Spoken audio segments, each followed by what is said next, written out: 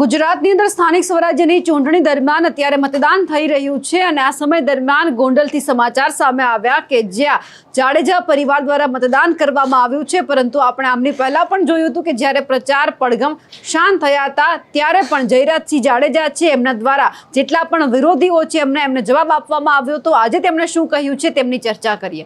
નમસ્કાર, આપ જોઈ રહ્યા છો નિર્ભય ન્યૂઝ અને હું છું આપની સાથે રિદ્ધિ। ગોંડલમાં આપણે જોયું કે નગરપાલિકાની ચૂંટણી વખતે પણ જે જયરાજસિંહ જાડેજા છે તેઓ પ્રચારના મેદાનમાં ઉતર્યા હતા અને પોતાના વિરોધીઓને આડે હાથ લીધા હતા। જિગીશા પટેલનું નામ લીધા વગર અનેકવાર તેમના ઉપર પ્રહાર કરવામાં આવ્યા હતા।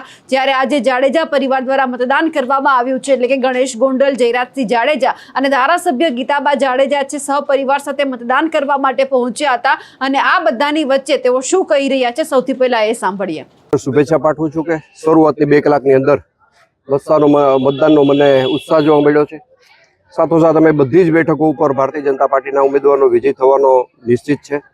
સાથોસાથ ગરમીની સિઝન હોવાથી શહેર અને તાલુકાની જનતાને મારી નમ્ર વિનંતી છે કે આજે કદાચ તાપમાન વધુ છે તો બધા શાંતિથી મતદાન કરો અને સમયસર મતદાન કરો એવી મારી, અને ભાજપ તરફી મતદાન કરો એવી મારી સૌને વિનંતી છે। મતદાન કર્યું છે, શું કહેશો?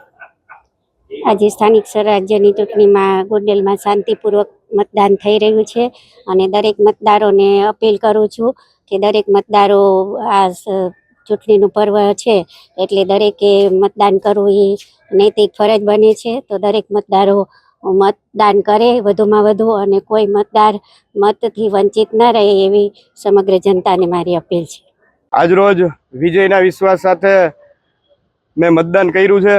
ગોંડલ શહેર અને તાલુકાની જનતાને હું નમ્ર વિનંતીને અપીલ કરું છું કે આપણે બને એટલું જાજામાં જાજુ મતદાન કરી સમયસર આપણા આજુબાજુના વિસ્તારમાં રહેતા લોકોને સમયસર મતદાન મથક સુધી પહોંચાડી અને વ્યવસ્થિત રીતે મતદાન થાય। અને હું 100% આજના દિવસે મને વિશ્વાસ છે કે ભાઈ અમારા તમામ ભારતીય જનતા પાર્ટીના ઉમેદવારોનો 28 તારીખે ભવ્યથી ભવ્ય ઐતિહાસિક વિજય થવા જઈ રહ્યો છે।